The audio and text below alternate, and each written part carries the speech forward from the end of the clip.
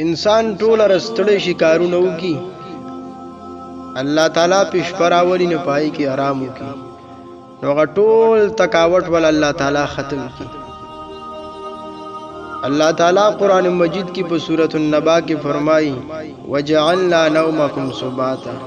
امون تاسو دا خوب د آرام ذریعہ او سبب وګرځو نو انسان له شکر پکار دی چې شپراله په خیریت او عافیت سره او خپل بسترې تراشي انو د رسول الله صلی الله علیه وسلم د سنت مطابق ته ودی شي او هغه دعاګانې دی وې دعاګانې خډيره په حدیثو کې راغلي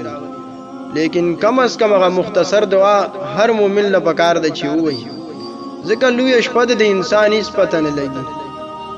دا خوب چې دینو دیته د مرګ غرور ویلي دی په روایت کې انسان پته نه لګي چې اوس ود شو نو د روح او د جسد هغه تعلق نو هغه کم شي ویخه په حالت کې چې څنګه نو هغه شانتي پاتې نشي کم شو نو د الله تعالی شکر ادا کړه چې بسترې درکړه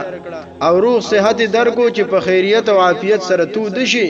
او الله تعالی نه سوالو کې چې بیا مې سحر په خیریت او عافیت سره یا الله د سحر مسترا پاسو نو د ماسختن موز هر مؤمن له پکار دی چې وکي امامتي سره بیا د سحر موز نو نبی کریم صلی الله علیه وسلم فرمایي گویا چې د ټوله شپه په منځ کې د الله تعالی عبادت او بندګۍ کې تیر کړه بخاری شریف کی روایت ده چې رسول الله صلی الله علیه وسلم بکله بستری مبارک تراله او دو شو نو دا خپل سم لاس به د دې خیمه او د اننګي د لاندې کې خود او بیا به دا دعا فرمایل چې اللهم بسمک اموت واحیا یا الله ستا په نوم سره زود کېږم او ستا په نوم سره مزه پاسم او چې کله به بیا بیدار شونه دا دعا به فرمایله الحمدلله الذي احیانا بعدما اماتنا والیه النشور ټول تعریفونه هغه الله لره دی هغه ذات چې مونږ ته ژوند راکو پس د دینه چې مونږ ته مرګ راکړو انسان په خوب کې بزان باندې نه کوي گویا چې مړ دی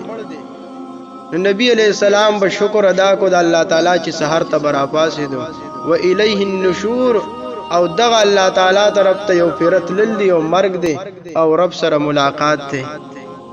د مسلم شریف په یو روایت کې دادی چې نبی کریم صلی الله علیه وسلم بکله خپل بسترې تراله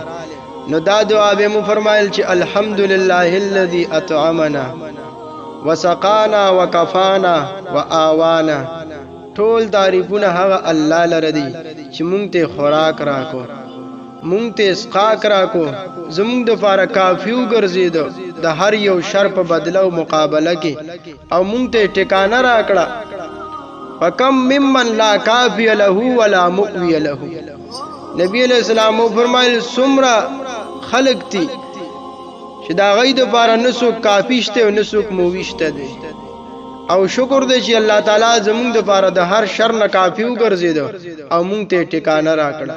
څومره خلک په فوټپاتونو باندې بازارونو کې بودي وي خپل کورونه به نیوي څوک په د نهر او د دریابونو په غاړه باندې په ټنټونو کې پراته وي نو شکر د الله تعالی دا کوي چې الله تعالی بسترې ته راوستي او خيستو نرمه بسترې درکړه او روغ صحت درکو چې په خیریت او عافیت سره ودشي نو د نبی کریم صلی الله علیه وسلم په طریقه باندې ودشه او اراده وکړه چې ان شاء الله تهجد ته پاسم او کني نو کم از کم د سحر د امامتي مستو پاسم الله جل جلاله دې مونږ تاسو ترونو توفیق راکړي دغه دعا وایي کم از کم اللهم بسمک اموت واحیا چې ودکیږي او چې سحر را پاسې نو دا وایي الحمدلله الذي احیانا بعدما اماتنا وإليه النشور وآخر دعوانا أن الحمد لله رب العالمين.